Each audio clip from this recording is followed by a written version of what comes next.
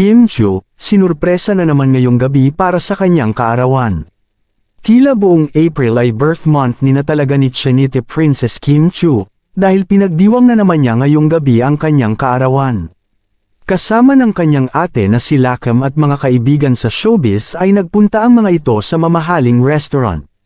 Makikitang sobrang happy ng aura ni Kim Chu habang kinakantahan ang sarili ng happy birthday. Kasama ni Kim Chu ang kanyang showbiz friends na mayroong birthday ngayong April. Matatanda ang unang nagulat si Kim Chu sa birthday surprise ng mga cast ng What's Wrong with Secretary Kim at ni Paolo Avellino sa last taping day kahapon.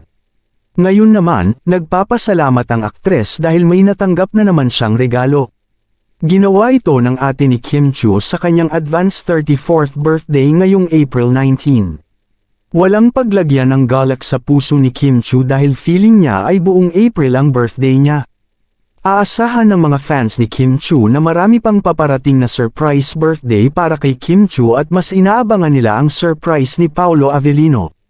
Anong masasabi ninyo sa balitang ito? Comment down below. Maraming salamat.